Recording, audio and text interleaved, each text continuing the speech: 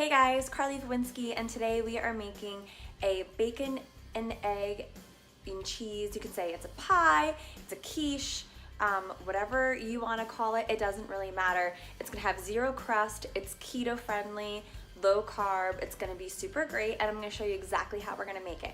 And the best part about it is I'm gonna show you the macros to how I made it.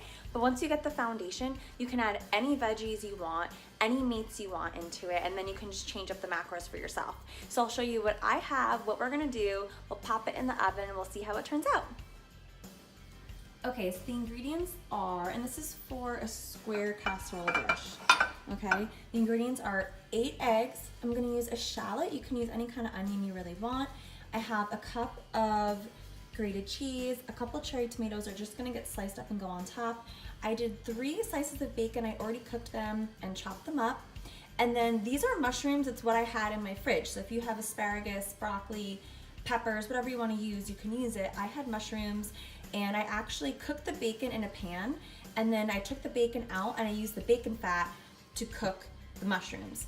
So you also will need half a cup of heavy cream, salt and pepper to taste, and what we're gonna do is line this casserole dish with parchment paper. Now listen, I don't know why I completely did not know about parchment paper until recently in my adult life, but it saves my life all the time. I love it.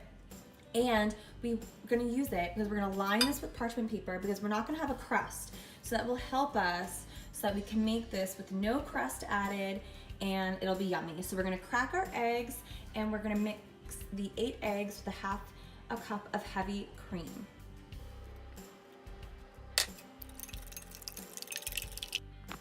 Okay, so I actually only ended up using half the shallot because once I started cutting it, it just seemed like a lot.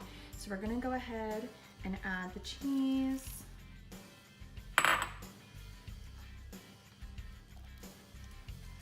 Add the shallots, bacon, mushrooms, or whatever veggie you want. It doesn't have to be mushrooms. And then I'm gonna salt, pepper, and we're gonna pour it in and garnish with a little bit more cheese and the cherry tomatoes.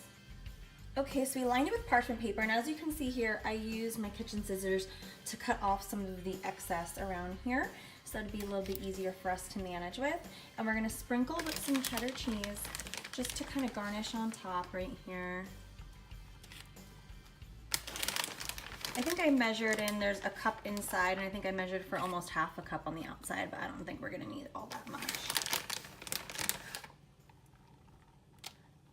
And then we have some sliced tomatoes, just a few that we're gonna put on top. And I guess it kind of just like makes it look pretty, if nothing else. Okay, we're gonna put it in the oven for about 15-20 minutes on 350 and see how it turns out. Okay, so I actually put it in for about 35 minutes because I'm a bonehead and I told you the wrong thing. So when it hit the 20, I opened it up and it was not done. I put it in for an extra 10. And it was still jiggly a little bit on the inside in the middle, so I put it in for another 5. And I just took it out. It looks great. I'm gonna show it to you, and then we'll talk about the macros afterwards. Okay, and there we are. It was in for 35 minutes on 350, and that is with mushrooms and bacon inside, cheese, cherry tomatoes. We're gonna open it up and see what it looks like. Okay, so what's for dinner tonight for us? It is a mushroom, bacon, egg, and cheese quiche, pie, again, whatever you wanna call it, it doesn't matter to me. It's gonna be delicious. I can't wait to eat this. And the macros actually turned out to be pretty spot on. It's 70% fat, 25% protein, and 5% carbs.